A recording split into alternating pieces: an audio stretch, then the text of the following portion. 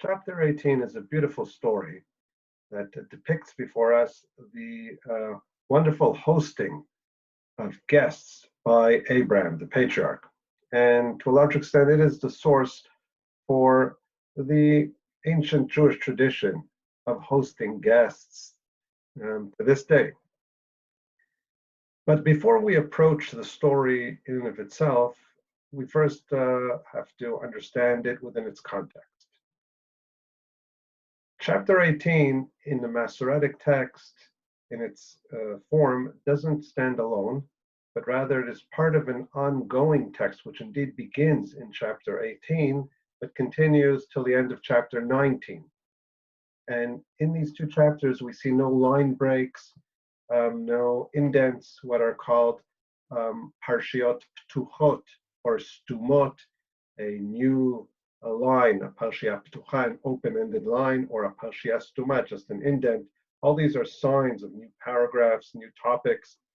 But here we have a flow of text that begins in chapter 18 and continues on till the end of chapter 19, a lengthy text body of text, and hence there are already physical signs in the text that show that this was viewed as one ongoing story. And indeed, even though it's separated into two chapters, if we analyze the content, we clearly see connections. We have two chapters that could be broken up, I think, into 4 units, and I'll share with you an overview of the chapter in our source sheet. I broke it up into 4. The first section is the story that we mentioned in our introduction, the visit of the angels to Abram and the tidings of his son to be born to Sarah. Then we have the Lord's announcement regarding judgment of Sodom, and then the lengthy debate, Abram's attempt to save the city. Then chapter 19 moves to Sodom, and then we have the judgment of Sodom and the saving of Lot and his family. And finally, the end of chapter 19 recounts Lot and his daughters in the cave and the birth of Lot's offspring, Ammon and Moab. Now, for one, we immediately see that the two chapters are connected through visit of angels, because the angels visit Abram, and then they continue on from Abram to Sodom. So that's obviously one clear connection. Furthermore, we can see the flow of time in the text, because they visit Abram in the afternoon in the hot sun, and then they reach Lot. After being hosted by Abram, they reach Lot in Sodom in the evening, and eventually Lot escapes at the end of the day, and the following night we have the story of Lot and his daughters in the cave. So we got a clear flow, chronological flow, but also ties together the narrative. And in addition, we have many linguistic parallels of motifs. The most blatant, the hosting by Lot, which parallels the hosting of the angels by Abram. And if we also take a look on the overview structure, and here you can see it, there seems to be a chiastic structure between these 4 units within the larger narrative, because we begin with a visit of angels that ultimately leads to the tidings of a new son that will be born, Abram and Sarah. And the story ends with the birth of the offspring of Lot. So we've got both the beginning and end relating to the offspring of 2 of our central characters, Abram and Lot.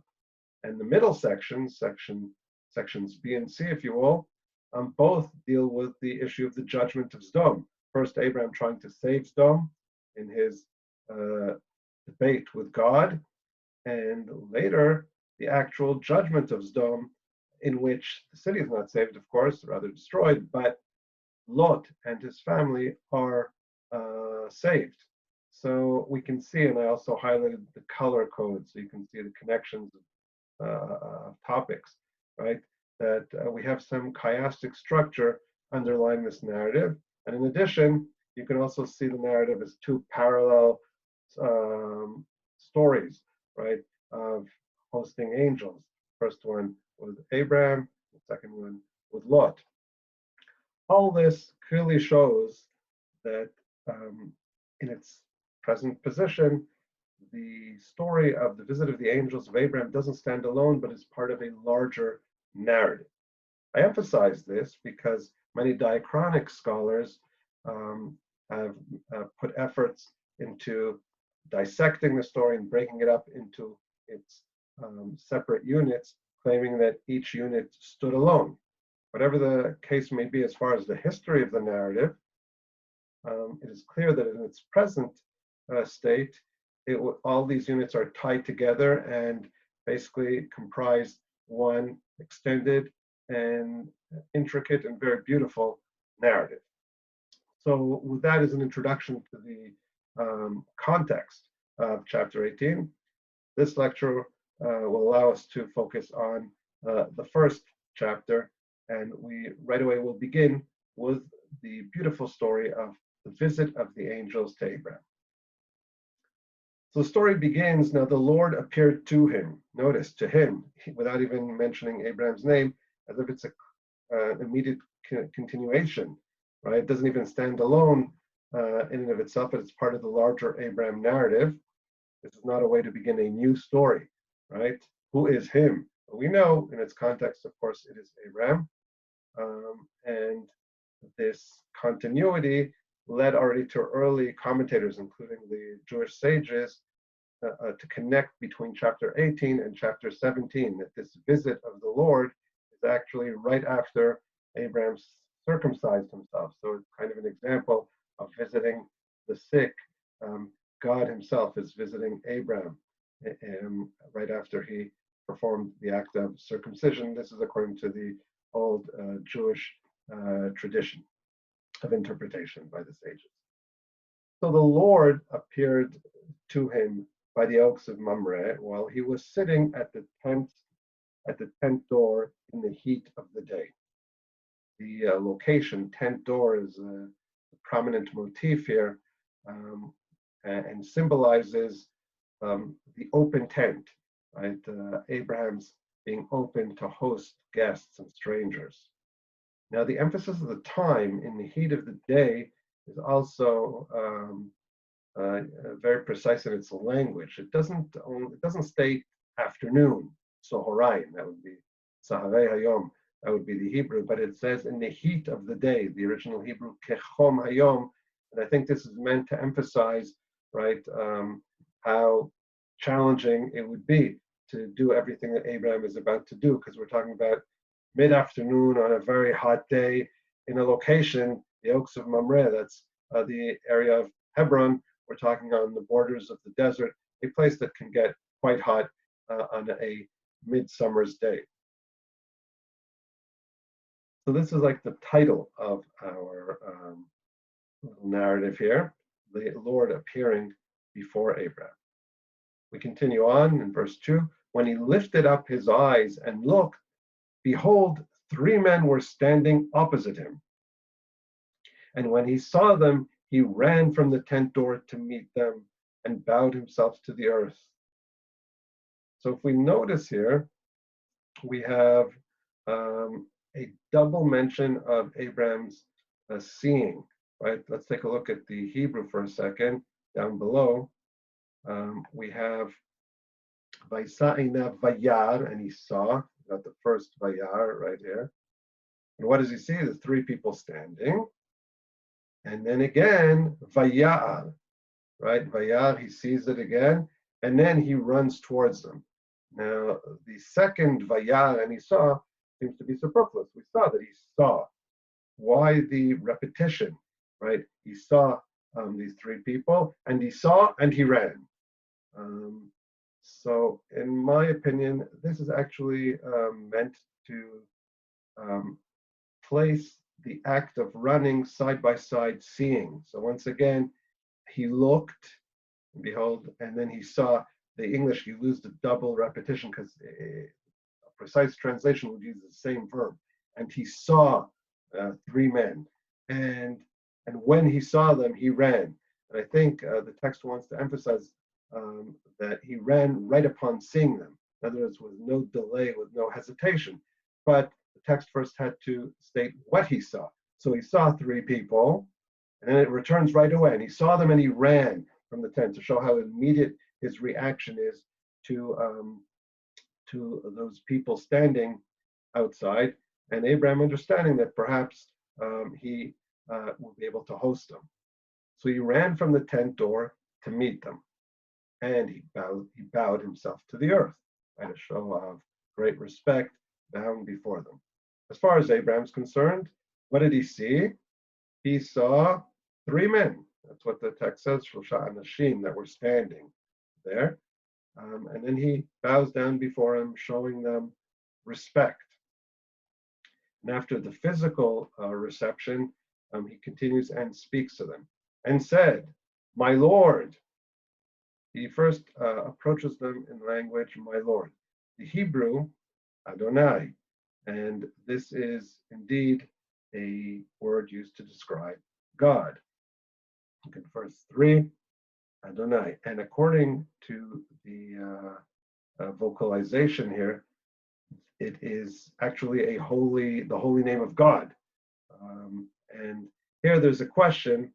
When Abram's using the name Adonai, my Lord, what is he referring to? Does he understand that he sees God here or not? And different, this is already an old discussion, debate amongst commentators from the Middle Ages. And it's clear that the vocalization understood that he recognized this to be God, Lord. And here you can see the English actually capitalized. So it also went in that direction. However, some commentators say no, and I tend to agree with them, that it's just a matter of respect, and it should not be a capitalized "my Lord," rather just a Lord as far as approaching somebody with respect and dignity. So, my Lord. But we as readers already are primed to the understanding that it is the Lord who indeed appeared. Notice the story began by telling us that the Lord appeared to him.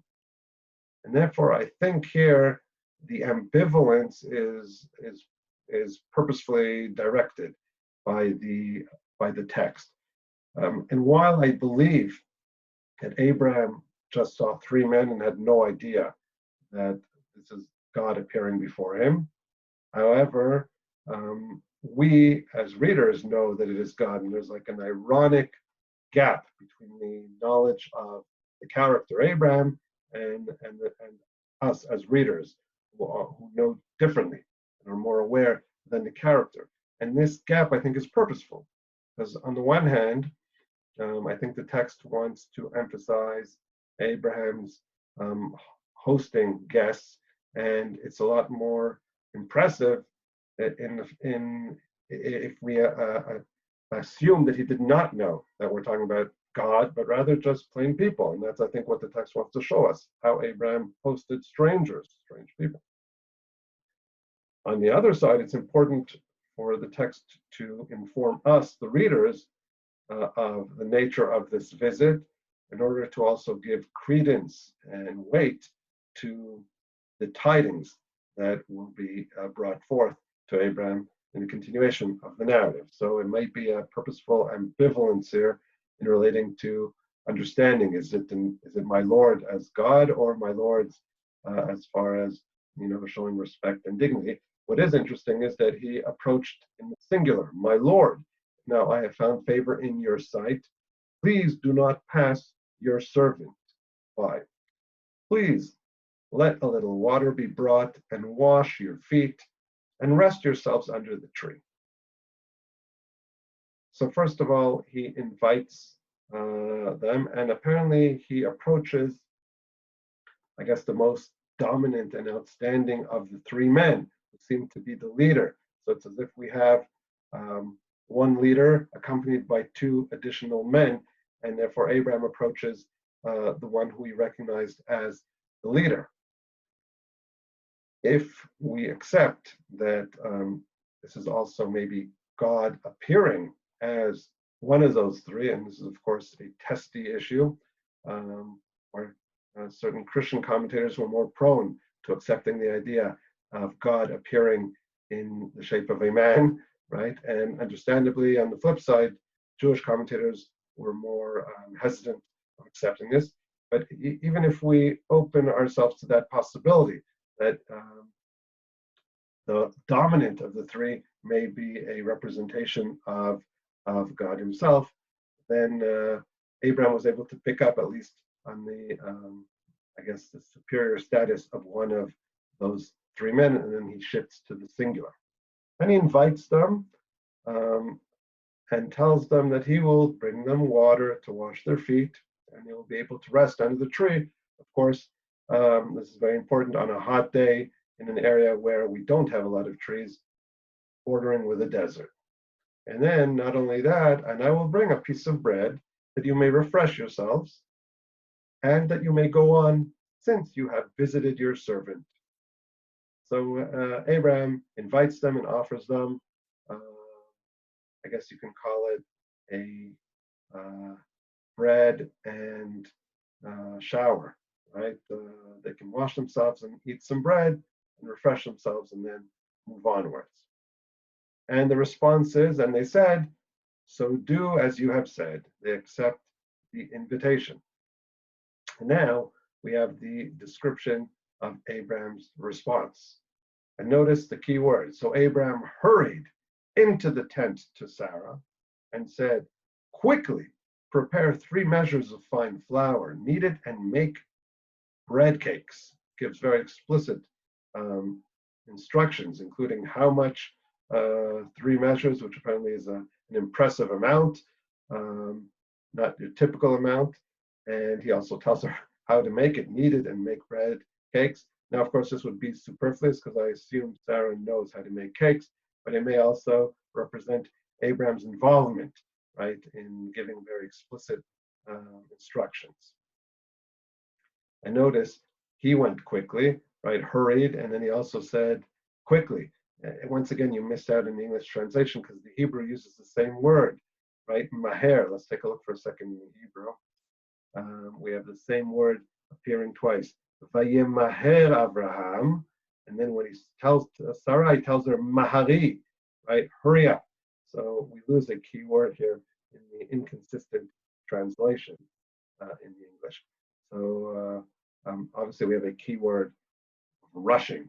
We see how Abram is acting with urgency and as quickly as possible so as not to delay his guests. We continue on in verse 7. Abram also ran to the herd and took a tender and choice calf and gave it to the servant, and he hurried to prepare it. Once again, the usage of the word hurrying, third time around. So here we're somewhat surprised because in the invitation included bread and water. And suddenly we're not talking about bread, but rather cakes. And we're not talking about a simple meal, but a full-fledged meal, which includes also, calf, veal, steak, right? Something serious. And you notice the language, tender and choice calf, right? And he gave it to the servant, and again, he hurried to prepare it. He took curds and milk and the calf, which he had prepared, and placed it before them. And he was standing by them under the tree as they ate. So those who may be surprised as far as the menu here, well, it would not seem to be the most kosher meal because, as you know, Jewish tradition separates between meat and milk. And here we have the offering of steak and butter and milk, right, together. And so that, of course, raises the question, is this a kosher meal? Now, the apologetics amongst the interpreters suggest that, the milk and the butter were used before the meat, because you're allowed to have milk before meat, according to the tradition, but not milk after meat. But, of course, this is just apologetics, and the simple explanation is Abram was not yet, of course, commanded to separate between dairy and meat products. So we have here a pre-command and therefore a pre-kosher meal. At that time, it was permissible. But what is clearly intended by the text is to show not only how Abraham invests so much energy and is rushing, but also how he does a lot more beyond what he offered. Right? He just offered bread and water, and he ends up giving them a full-fledged meal. Right? So we see a nice example, and this is what the sages learned from this: how you should say little and do a lot. Right? And this is indeed one of the lessons learned from the wonderful hosting that Abraham here presents to us for the angels. As far as Abraham is concerned, these strangers. Then they said to him, "Where is Sarah, your wife?" Oh, so suddenly we have a mention of Sarah. And he said, "There in the tent." He said, "I will surely return to you at this time next year, and behold, Sarah, your wife, will have a son." So here we have the amazing tiding of a son to be born to Sarah. Now we read her reaction, but beforehand, the narrator gives us some background information. And Sarah was listening at the tent door, which was behind him. Now Abraham and Sarah were old, advanced in age. Sarah was past childbearing, right? Literally, she was post-menopause. This information is, of course, directly connected to the continuation. On one hand, we have to know how is it that Sarah heard what the guest said. So we're informed of her location. She was listening at the tent door, which was behind him. The guest did not see Sarah, but she was able to hear him. And then the other information relating to Abraham and Sarah's age is important for her reaction. Verse 12, Sarah laughed to herself, saying, "After I have become old, shall I have pleasure, my Lord being old also?"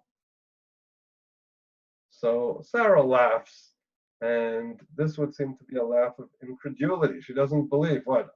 After I'm so old, right? Post childbearing age, and also my Lord, in other words, Abraham, notice here small l, right, is also old. So she finds this whole thing to be quite humorous and unbelievable.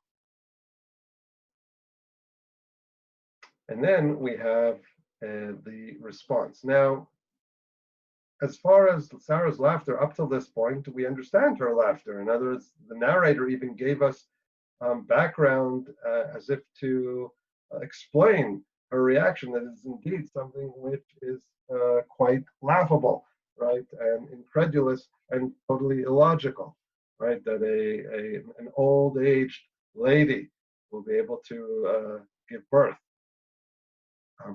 But even though it would seem that the reaction of Sarah would seem to be totally understandable, we have the Lord responding in what would seem to be quite a bit of anger. And the Lord said to Abram, "Why did Sarah laugh, saying, 'Shall I indeed bear a child when I am so old?'" So here the Lord quotes Sarah that why did she laugh? She said to herself, "I'm going to give birth when I'm so old." By the way, this is of course only a partial quote, because she not only found it humorous as far as her age is concerned, after I have become old, but she also added, "My Lord being old also," Adoni Zaken. But in God's quoting Sarah, he only mentions the prior point of her being so old. And here the sages, by the way, learned an important moral lesson, that God himself sometimes even didn't say the whole truth, didn't give a total quote, in order to prevent offending Abraham. He didn't want to reveal that Sarah thought Abraham was already far too old, right, for any of this. Therefore, he left that out. So that could be one important lesson as far as not revealing the whole quote. On the flip side, it might also just put the focus on Sarah herself. That's what's important here. And God continues with the reproof of Sarah's laughter and its condemnation. In verse 14, he's speaking to Abram. Is anything too difficult for the Lord? At the appointed time, I will return to you at this time next year, and Sarah will have a son. So obviously, God is quite angry. And he informs Abram, why does Sarah lack faith and belief? Why does she think, is there anything beyond God's capacity? And we continue just another verse. Sarah denied it, however, saying, I did not laugh. So apparently, we got some kind of a gap here. Apparently, after God reproved Abram, he must have gone to Sarah. I think it's a simple reading, and told her about this, and she denied, laughing, for she was afraid. And he said, no, but you did laugh. And we're not exactly clear who says this. Is it Abraham responding, or is it God suddenly stating, no, you did laugh? What is clear here is that there is a reproof of Sarah's lack of faith that's communicated to Abraham, and Sarah is suddenly fearful of this and wants to even deny it. And she might have been quite surprised. Notice that the text said that she laughed to herself. Sarah laughed to herself. It wasn't an external laughter, but it was an internal laughter, and maybe that is what is beyond her denial. But of course, God reads hearts. He doesn't need external manifestation of behavior. And he said, no, I know you did not believe. You did laugh. And this would seem to be a laugh of incredulity, a lack of faith. Now, this, of course, raises a question, one of several questions that arise when we read this chapter and compare it to our previous chapter, chapter 17.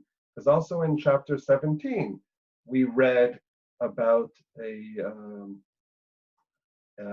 God informing Abram that he will have a son from Sarah. So we have that tiding as well. And we also have a response of laughter by Abraham.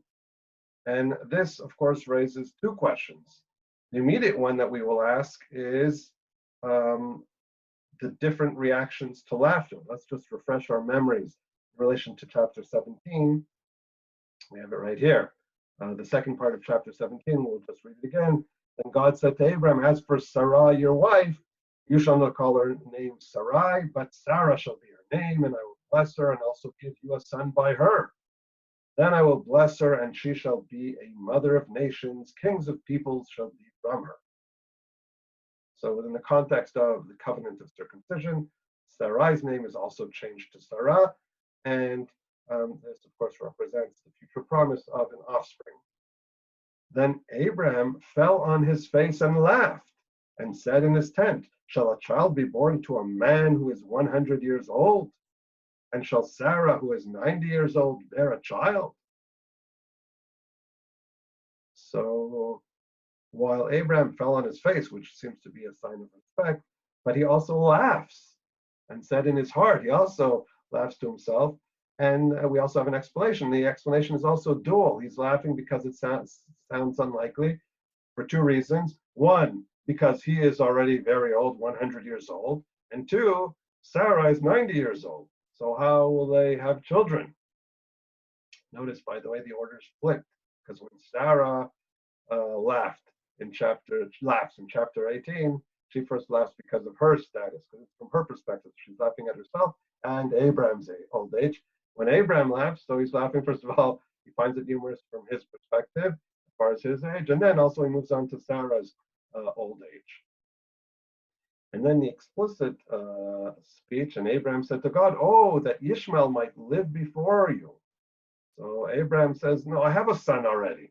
Ishmael will live before you." Then God said, "No, Sarah, your wife, shall bear you a son, and you shall call his name Isaac. I will establish my covenant with him for an everlasting covenant, and with his descendants after him. As for Ishmael, I have heard you. Behold, I have blessed him, and will make him fruitful, and will multiply him exceedingly. He shall beget 12 princes, and I will make him a great nation. But my covenant I will establish with Isaac, whom Sarah shall bear to you at this set time next year."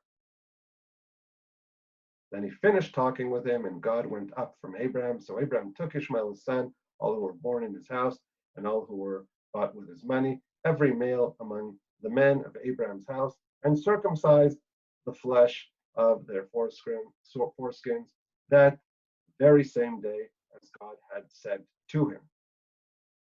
So when reading chapter 17, and then comparing it to what we read just previously in chapter 18, we're of course struck by 2 points. The first one is the different responses to laughter. Both cases, the central character in the promise here was Sarah in chapter 18, and in chapter 17, it's directed towards Abraham. Laugh. And I think it's quite clear that in both instances, the laughter is a laughter of disbelief. And we can see that also in chapter 17, God rejects, right, Abraham's kind of lack of faith and says, no, I didn't mean Ishmael. I meant that Sarah will give you a son. Notice his immediate response. No, Sarah, your wife, shall bear you a son, right? And the text also implies that he laughed because he found it odd and hard to believe that at that age they will be able to have offspring. So now we ask, so why is there such a reproof and apparent anger in chapter 18 relating to Sarah's laughter? And here God just says, no, I'm serious. I'm not referring to Ishmael. I'm referring to a son that will be born Sarah, who will be named Isaac. Now, the ancient Aramaic translation known as Onkelos, interestingly enough, translated the Hebrew of laughing, tzahak, in the 2 chapters differently. In chapter 17, with regard to Abram's chapter, laughter, the Aramaic translation translated Abram's laughter as chadi, which means it's also a Akkadian root, meaning happiness. So Abram didn't laugh, but was joyous, right, upon hearing that. Whereas in chapter 18, Onkelos translated chaychi, a different word, not chadi, happiness, but rather chaychi, which would be laughter, similar to the Hebrew chayech. And in so doing, translating the words differently, he wanted to try to explain that Abram is laughing of joy, while Sarah's laughing of incredulity and lack of faith. Now, of course, this would solve the problem. The only issue is that we're talking about the exact same Hebrew word, and the context is so similar, and the background to the laughter and the explanation for the laughter is so similar.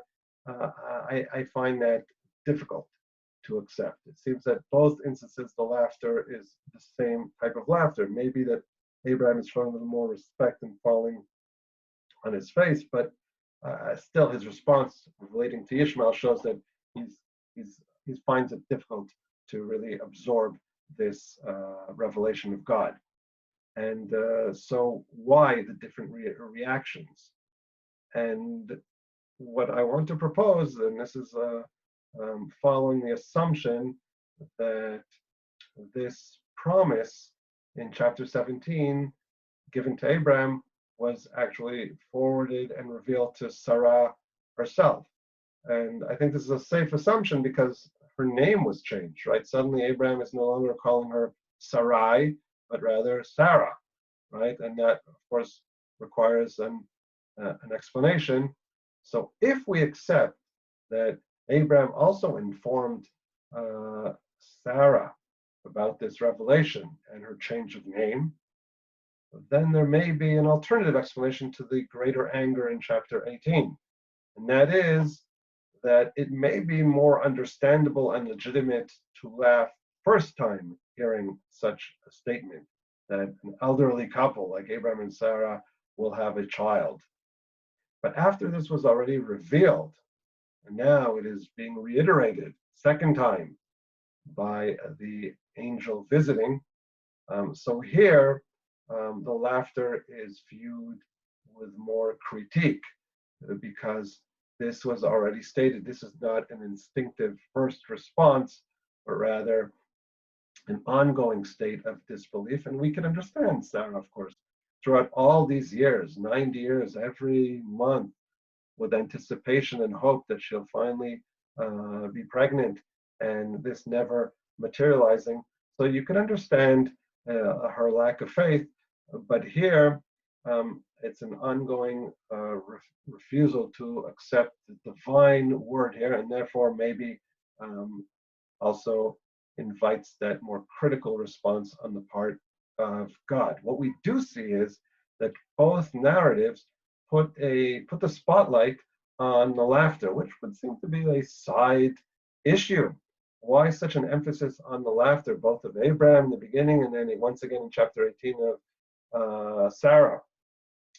So most commentators say that this is, of course, related to the name of the son to be born, because the name is given already in chapter 17, Isaac, right? You will call his name Isaac. In Hebrew, the name Isaac is from the root tzachak, right? Laughter.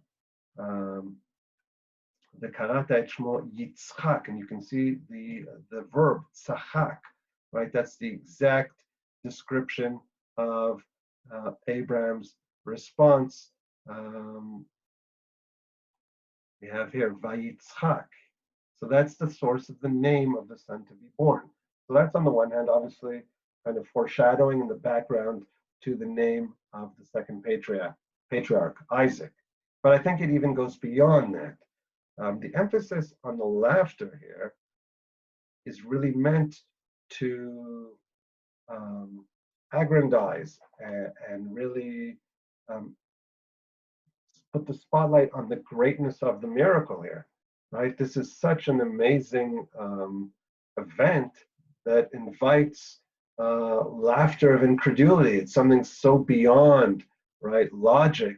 And this is meant indeed to show the greatness of this miracle that God is bringing to the family, to Abraham and Sarah. So that's one point that arises when we compare chapters 18 and 17. But the more weighty question is the actual revelation. Because once chapter 17 recounted that God informed Abraham and Sarah about a future son that will be born to Sarah, then why is this repeated again in chapter 18? Why do we need the double narrative of a promise of a son to be born? And of course, this double narrative has led diachronic analysis to the assumption that we're talking about two different sources, and there's two traditions about how the promise of a son that will be born to Sarah, how that was given.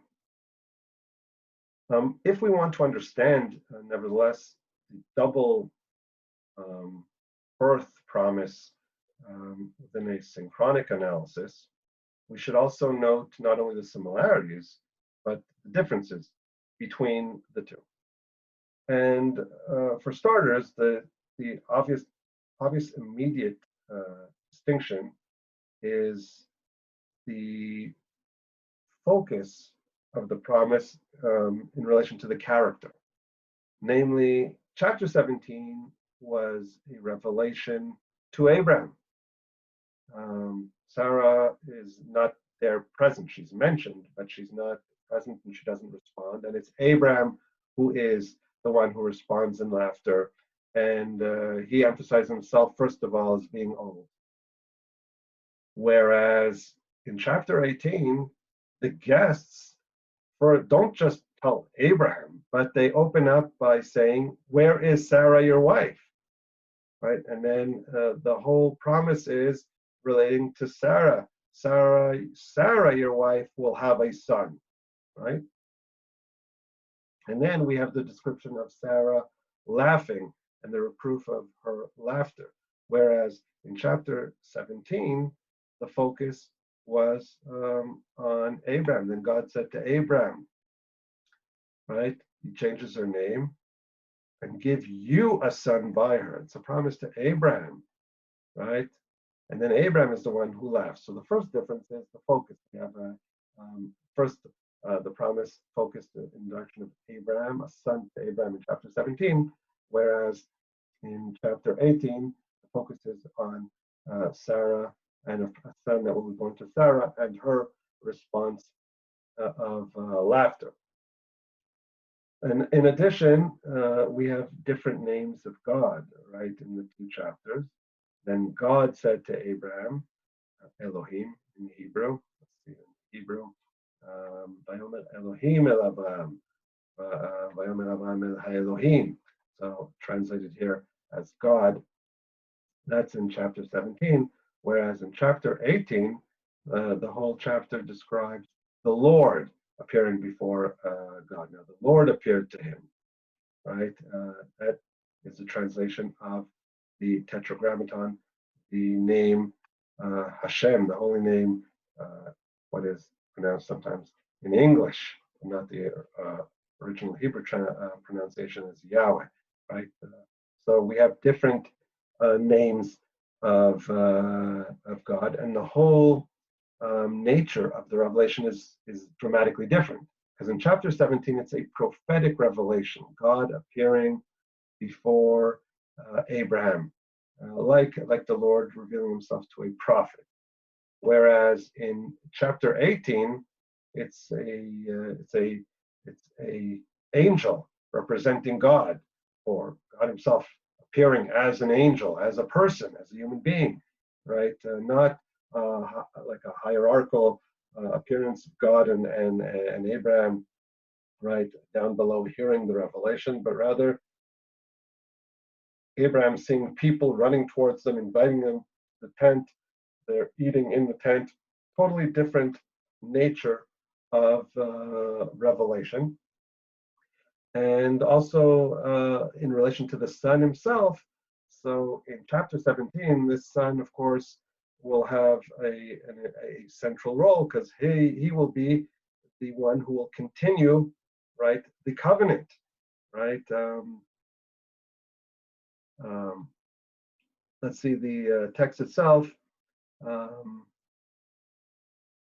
But my covenant I will establish with Isaac, right? So the purpose of the son is to continue the covenant that was established between God and Abraham. Whereas the revelation in chapter 18 focuses on Sarah having a son finally after so many years. No mention of the covenant, no mention of the name of the son to be born, as opposed to in chapter 17, where his name is already given. So even though we have two stories that involve a promise, a revelation of a future son to be born, the content may hold a lot in common, but the two chapters are dramatically different, with different characters being in the focus and responding with the laughter, which is repeated in both chapters, but from the perspective of different characters. and God also appearing in totally different ways, different names, and a different nature of a revelation, and also the Son himself seemingly uh, fulfilling a different role. And this may be the key, these differences may be the key to understanding the double narrative. And here I'm following the suggestion proposed by Jonathan Grossman, that um, throughout the Abram narrative, we see kind of two tracks. We see, on the one hand, Abram and Sarai as individuals, right, with aspirations and with their challenges. And and in addition to that, we have the track of the covenant, right, where Abram and Sarai are the patriarch, the matriarch, and the fathers of the fathers of a nation that will be the people of God. And we may see the double promise narrative as really representative of the fulfillment of the promise of offspring on these two tracks. In other words, it's important for the Torah to inform us that a son will be born in fulfillment of the two tracks. On the one hand,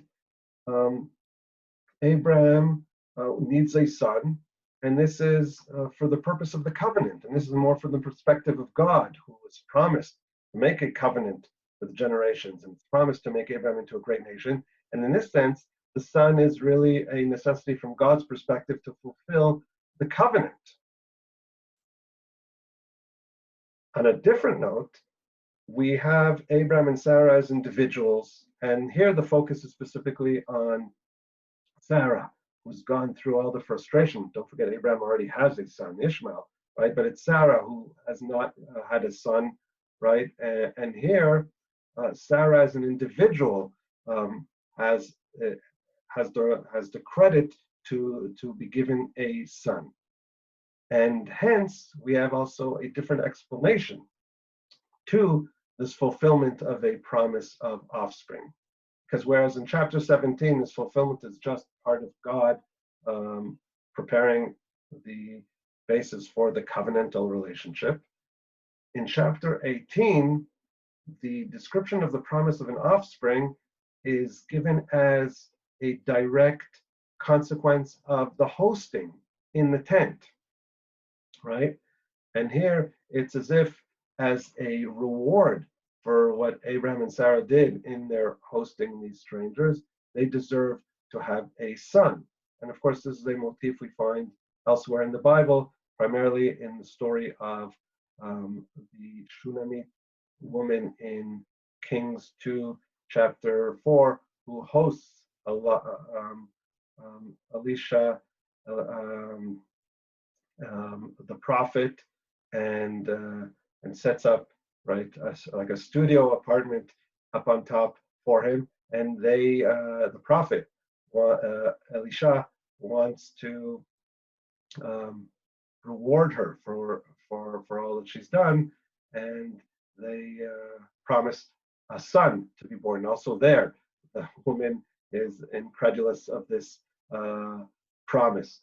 So this is a motif that in return for hosting, you get a reward. And we can also find some logic to this idea, because in return for opening your tent to strangers, bringing people into your tent, so your tent will also be widened and you will have an additional member in the family. And in addition to giving life and helping people in the desert, giving them water, giving them food, etc., you will be rewarded by additional life and offspring. So we can see here a reward on this on the individual level of son being promised to Sarah. So that may be the logic behind the double narrative, the double promise: one, in fulfillment of the covenant, God's fulfillment of the covenant aspiration of a great nation to be born from Abraham, and two, in chapter 18, in fulfillment of the personal reward that is given to Abram and Sarah for their hosting of the strangers. And now the difference between these two levels of promises may also explain the difference in the nature of revelation and even the difference in the name of God. Because whereas the name the Lord, Shem Hashem, the holy name, represents closeness, and this is on the personal level, right? God appearing before Abram and entering Abram's tent. All right, so here we have the close ties, the personal ties between the Lord and Abram and Sarah. Chapter 17, the name that is the focus is the God, the generic name, and that represents a more distant God above, right, who reveals and has the long-term plan of a covenant. In any event, this story in chapter 18, of course, is an exemplary story of kindness, of the invitation of the stranger into your home, and it serves as an exemplar and the source in the Jewish tradition for the great importance given to the inviting of strangers into our homes.